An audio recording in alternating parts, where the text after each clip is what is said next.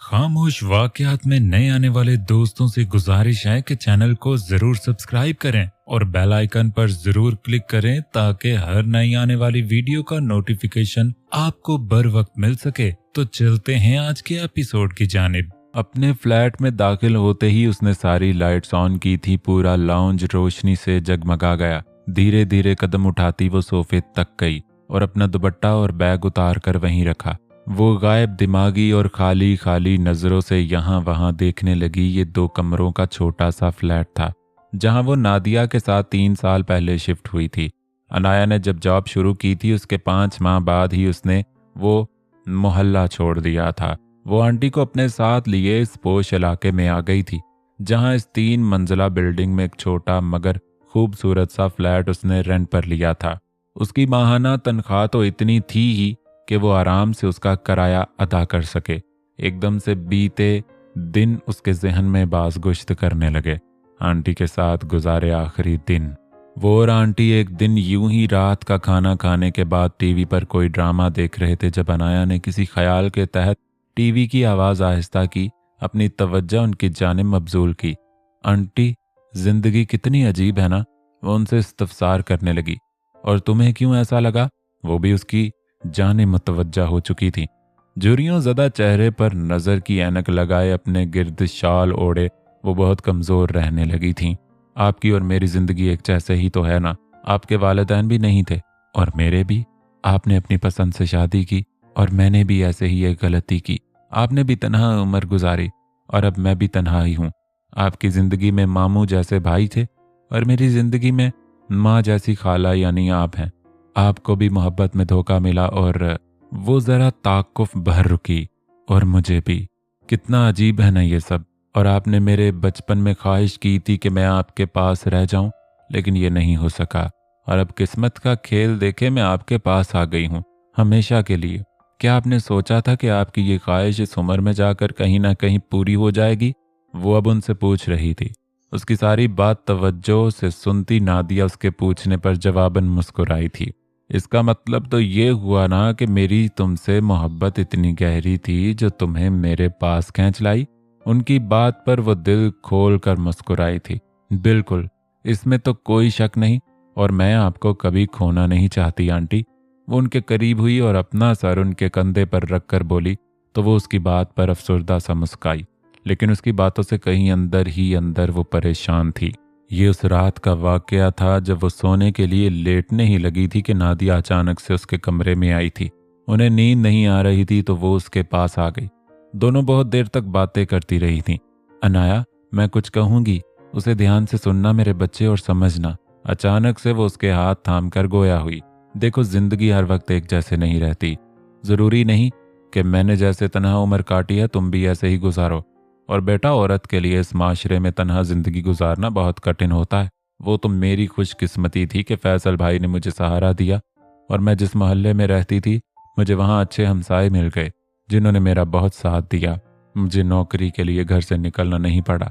मैं वहीं लोगों के कपड़े सिलाई करती थी और मोहल्ले के बच्चों को ट्यूशन पढ़ाकर गुजारा करती थी।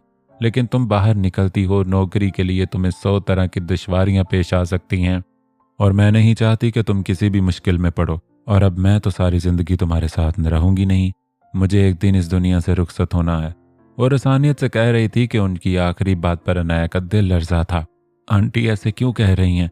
अल्लाह ना करे कि आपको कुछ हो। अनाया तो उनके बिना अपनी जिंदगी तसव्वुर भी नहीं कर सकती थी। उनके प्यार ने और ममता भरे अंदाज ने अनाया को अपना बना लिया था। ये हकीकत है, तुम्हें इसे तस्लीम करना होगा।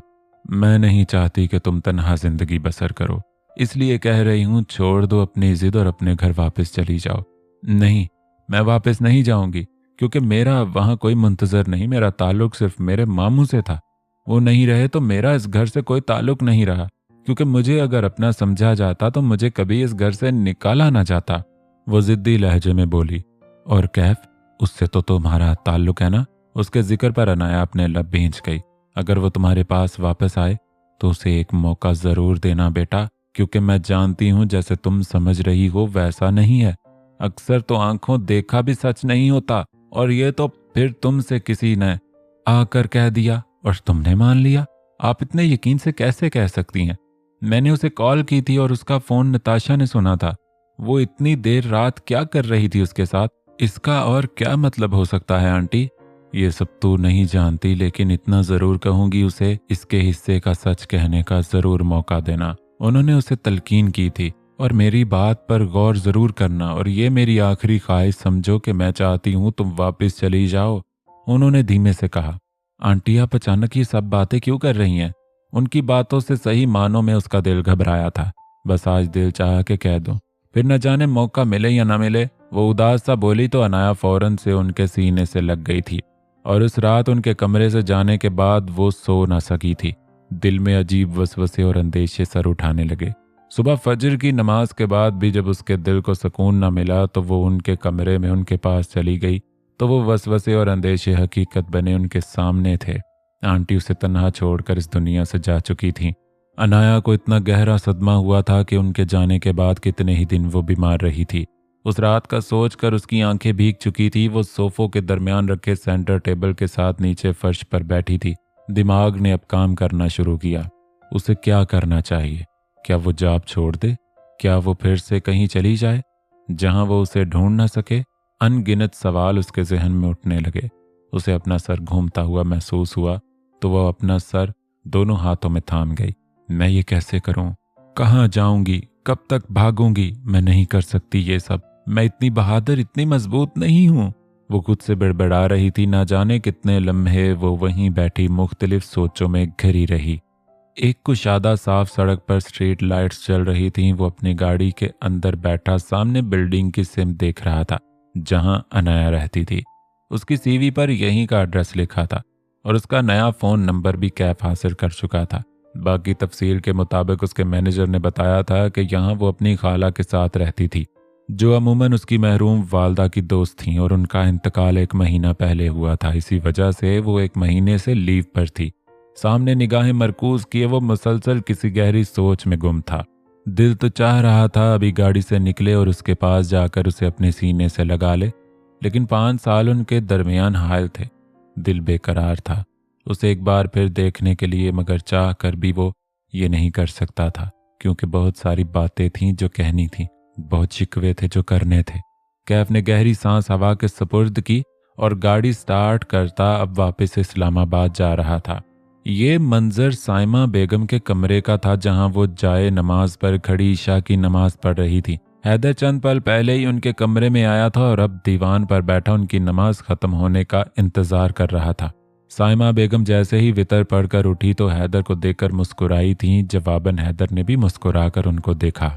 आपने अपनी मेडिसिन खाई? वो रोज रात को खुद इस चीज का ख्याल करता था कि वो टाइम पर अपनी मेडिसिन ले रही हैं कि नहीं, और दिन के वक्त जब वो अपनी ड्यूटी पर होता था तो नूर उनकी मेडिसिन वगैरह का ख्याल करती थी।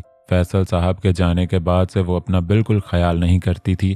खाना पीना भी बहुत कम कर दिया हुआ था, जिसकी वजह से वो बीमार रहने लगी और उनको अब ब्लड प्रेशर और शुगर का मसला रहने लगा था। तुम लोग तो बिल्कुल बच्चों की तरह देखभाल करते हो मेरा, और खैर से कोई इतनी भी बीमार नहीं हूं मैं, वो खफीफ सा बोली। आप अगर खुद से टाइम पर दवा ले लें तो हम बिल्कुल बेफिक्र हो जाएं। वो कहते हुए उठा था और साइड टेबल के ड्रा में रखी उनकी मेडिसिन निकाली और जग से ग्लास में पानी उंडेला। साइमा ने मेडिसिन निकालकर खाई और फिर हैदर के हाथ से पानी का ग्लास पकड़कर लबों से लगाया। वो उनके करीब ही पहलू में बैठा उन्हें देख रहा था। साइमा ने ग्लास साइड टेबल पर वापस रखा और घूमकर हैदर की जानिब मुतवज्जा हुई। तुम ठीक हो? उसके चेहरे पर निगाहें मरकूज किए साइमा ने इस्तफसार किया। कुछ दिनों से वो बहुत थका थका सा लग रहा था। जी मैं बिल्कुल ठीक हूँ, मुझे क्या होना है? उसने आम से लहजे में कहा। नहीं, वैसे ही तुम पर काम का इतना बोझ है इसलिए पूछ लिया। नहीं, अब तो काफ़ी बेहतर हो गया। शुरू शुरू में मैनेज करना मुश्किल था, अब तो अकबर साहब ने काफ़ी संभाल लिया है।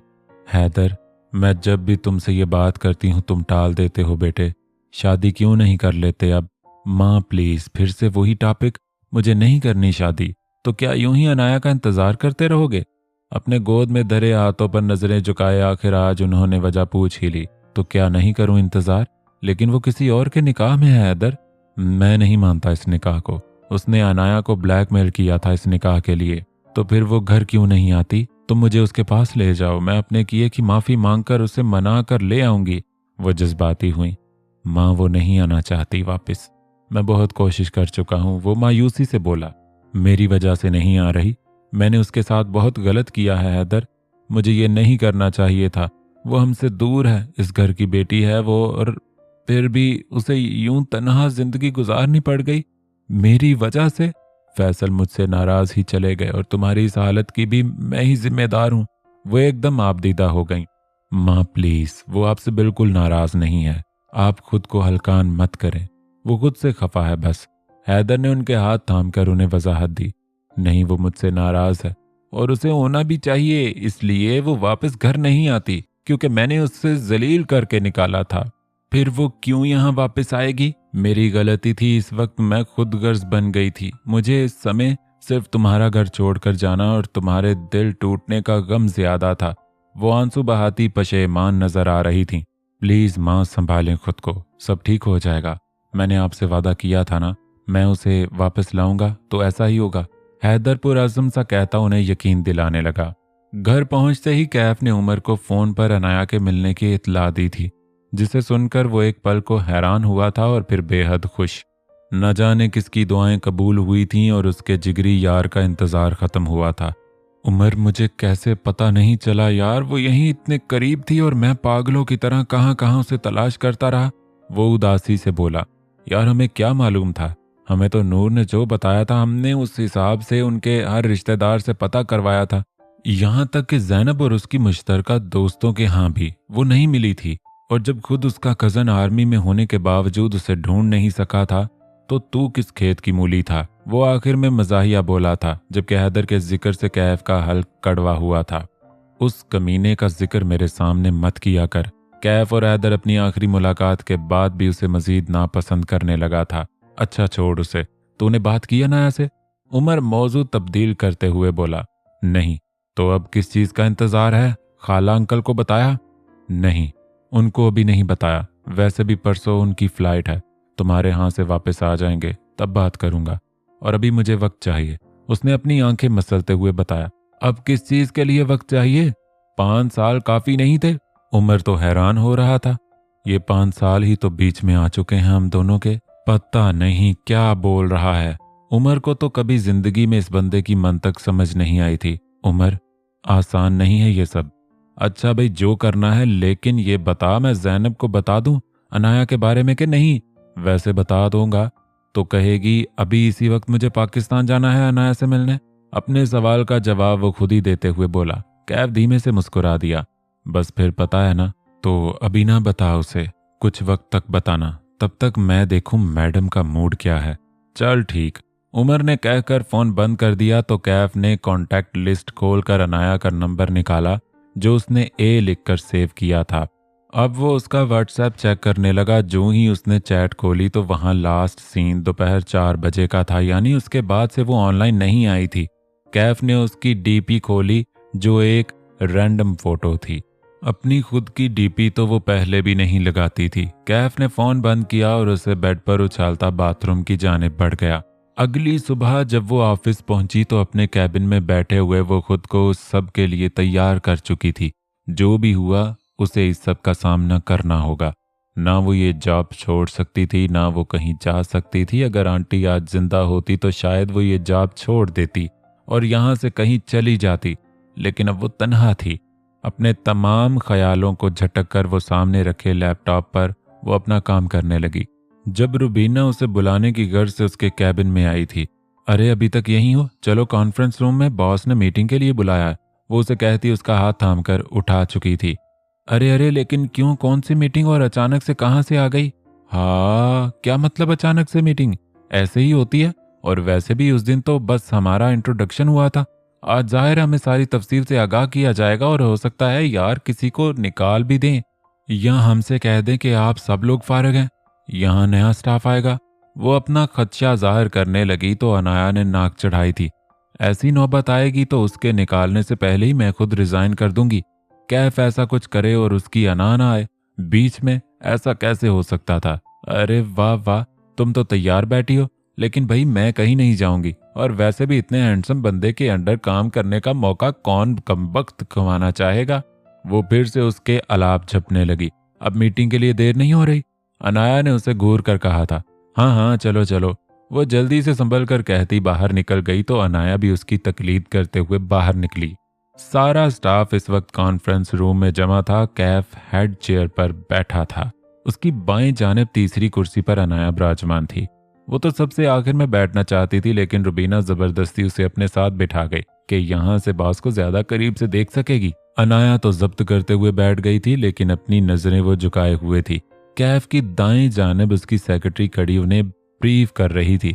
कैफ एक हाथ थोड़ी पर जमाए पुरसोच निगाहों से सबको देख रहा था, लेकिन ये सब मसनूई था। असल में उसकी नजरें सिर्फ अनाया पर थीं, जो गुलाबी रंग के लिबास में नजरें झुकाए उसके दिल को राहत बख्श रही थी। वो ही मनमोहनी सी सूरत, झील जैसी गहरी आंखें, छोटी सी नाक और बारीक गुलाबी लब। आज भी वो इतनी ही पुरकशिश थी। अनाया को अपने चेहरे पर नजरों की तप्श महसूस हुई तो उसके दिल की धड़कन बढ़ी थी। बिना देखे भी वो जानती थी कि वो किसकी नजरों के हिसार में है। जैसे ही उसकी सेक्रेटरी चुप हुई तो कैफ उठ खड़ा हुआ। टेबल पर दोनों हाथ रखे वो थोड़ा सा झुके कहना शुरू हुआ। सारे रूल्स एंड रेगुलेशन तो आप समझ गए होंगे। आप सब अब मेरे अंडर काम करेंगे, तो एक चीज खुद बता देना चाहता हूँ, मेरा काम करने का तरीका थोड़ा मुख्तलिफ है। इसलिए मुझे आप सबसे एक ही चीज चाहिए, और वो है आपके काम के साथ वफादारी। वो भारी गंभीर लहजे में बोल रहा था। सभी उसकी आवाज के जेरे असर थे, क्योंकि उसकी आवाज थी ही ऐसी। अनाया की नजरें अभी भी झुकी हुई थीं। ना जाने कैसा एहसास था कि वो उसकी जानिब नहीं देख पा रही थी, लेकिन उसकी आवाज सुनकर दिल को कैसा सुकून मिला था जिस पर वो हैरान थी। आप सबके साथ काम करने में मजा आएगा, ऑल द बेस्ट, वो कहकर वहां से जा चुका था। उसके जाने के बाद अनाया ने गहरी सांस खारिज की। वहां मौजूद स्टाफ में तो हलचल सी मची थी। सभी कैफ से इंस्पायर नजर आ रहे थे। कल जिन पेपर्स पर वो साइन नहीं ले सकी थी, मैनेजर की डांट पर उसे याद आया था और उन्होंने फौरन से उसे बॉस से साइन करवा कर उन्हें आगे भिजवाने का ऑर्डर दिया था। और अब वो उसके कैबिन के सामने खड़ी खुद से जंग लड़ रही थी। अब जब फैसला कर लिया था तो उसे हिम्मत भी करनी थी। क्या वो उससे डर रही थी? खुद साख्ता सवाल था। उसने हाथों में थामी फाइल पर अपनी गिरफ्त मजबूत की और अंदर जाने के लिए कदम बढ़ाए ही थे कि सामने से कैफ अपने कैबिन से अचानक से निकला था। दोनों आपस में टकराते टकराते बचे थे। अनाया अपनी सांस रोक गई थी, जबकि कैफ को अंदाजा न था कि वो उसके कैबिन के बाहर होगी।